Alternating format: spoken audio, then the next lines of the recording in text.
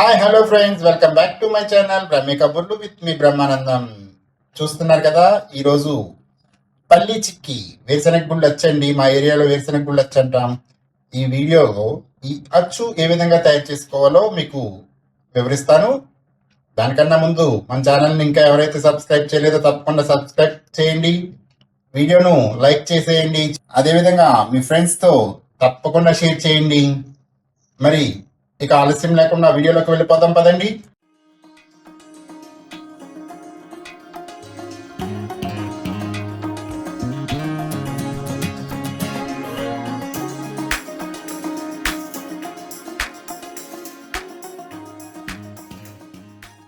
Friends, మీకు ముందుగా చెప్పిన విధంగా ఈరోజు మనం వేరుశనగ గుళ్ళు అచ్చు, మా ఏరియాలో దీన్ని అచ్చు అంటాం, కొన్ని చోట్ల చిక్కీ అంటారు. సో ఏదైనప్పటికీ ఈరోజు మనం వేరుశనగ గుళ్ళు అచ్చును తయారు చేస్తున్నాం అనమాట. దానికి కావాల్సిన పదార్థాలు: వేరుశనగ గుళ్ళు పావు కేజీ, బెల్లం పావు కేజీ, కొద్దిగా యాలకి పొడి, నెయ్యి కూడా సిద్ధం చేసుకోండి, ఎంత అవసరం ఉండదు అవి.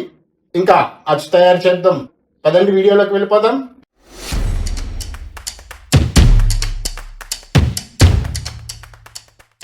ఫ్రెండ్స్, చూస్తున్నారు కదా, మనం వేరుశనగ గుళ్ళు అచ్చు తయారు చేసుకోవడం కోసం మొదటగా స్టవ్ వెలిగించాలన్నమాట. స్టవ్ వెలిగించిన తర్వాత బాండీ పెట్టుకుని దాంట్లో మన వేరుశనగ గుళ్ళు వేసుకోవాలి.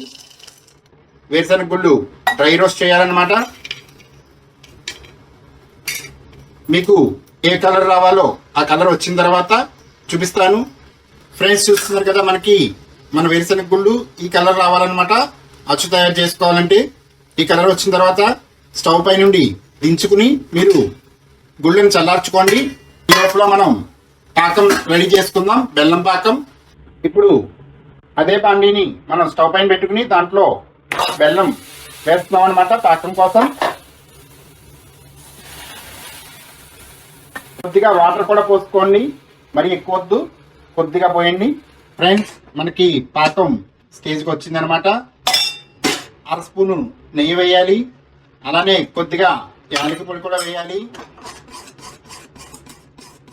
చూస్తున్నారు కదా, మనకి పాకం ఇంకొద్దిగా దగ్గరగా రావాలన్నమాట. ఫ్రెండ్స్, ఈలోపు మీకు వేరుశనగ గుళ్ళు చల్లారి చూపిస్తాను. ఫ్రెండ్స్, చూస్తున్నారు కదా, ఈ విధంగా మనం వేరుశనగ గుళ్ళు చల్లారిన తర్వాత పొట్టు తీసుకోవాలన్నమాట. పొట్టు తీసుకుని పాకం రెడీ అయ్యే లోపల వీటిని కూడా సిద్ధం చేసి పెట్టుకోవాలి. చూస్తున్నారు కదా, ఈ విధంగా మనకి పాకం అన్నది సిద్ధమైపోతుంది. మీకు వీడియోలో చూపిస్తున్న విధంగా జీలపాకం రావాలి, ఆ విధంగా సాగాలన్నమాట. ఇప్పుడు మనం వేరుశనగ గుళ్ళు పాకంలో వేయడం జరిగింది. ఒకసారి ఆ వేరుశనగ గుళ్ళని తిప్పుకోవాలి.